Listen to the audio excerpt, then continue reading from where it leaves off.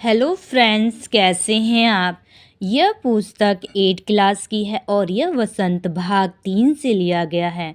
इसका शीर्षक है कबीर की साखियाँ। आज हम कबीर की साखियाँ पढ़ेंगे। चलिए शुरू करते हैं। जाति न पूछो साध की, पूछ लीजिए ज्ञान। मोल करो तलवार का, पड़ा रहने दो मयान। आइए सबसे पहले इसके डिफ़िकल्ट वर्ड को समझ लेते हैं। चलिए शुरू करते हैं। जाति, आप सभी को पता होगा कि जाति किसे कहते हैं। हमारे जो पूर्वज के लोग थे वो हमें जातियों में बांट दिए थे, जैसे ब्राह्मण जाति, क्षत्रिय जाति, वैश्य जाति, शूद्र जाति।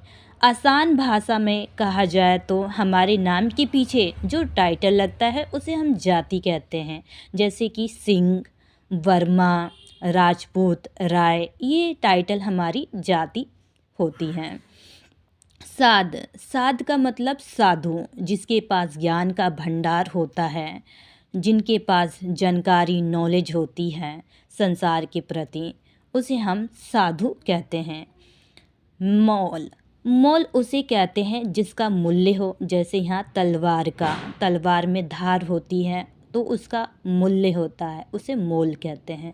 मयान, जिसमें तलवार को रखी जाती है यानी कि कवर, उसे मयान कहते हैं। चलिए इसे हम दोबारा पढ़ते हैं और साथ ही साथ इसके अर्थ को भी समझेंगे। चलिए शुरू करते हैं। जाति न पूछो साध की, पूछ लीजिए ज्ञान।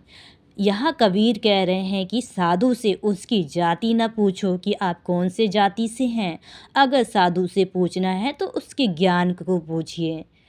जैसे कि एग्ज़ाम्पल के तौर पे एक टीचर होते हैं और एक स्टूडेंट होता है, तो स्टूडेंट को कभी भी टीचर से उसकी जाति नहीं पूछना चाहिए कि आप कौन से जाति से बिलोंग करते हैं, बल्कि स्टूडेंट को हमेशा उसकी नॉलेज से को पूछना चाहिए कि आपके पास जो नॉलेज है वो मुझे कैसे मिल सकता है।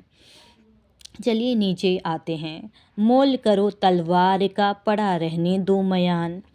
अगर किसी का मूल्य करना है तो वो तलवार का कीजिए, क्योंकि उसके पास धार होती है और वो धार किसी को भी काट सकता है। तो मूल्य करना है तो तलवार का कीजिए, ना कि उसके मयान का। पड़ा रहने दो मयान, यानी कि तलवार जिसमें रखी जाती है, जिसे कवर कहते हैं, उसका उतना मूल्य नहीं होता जितना तलवार का होता है।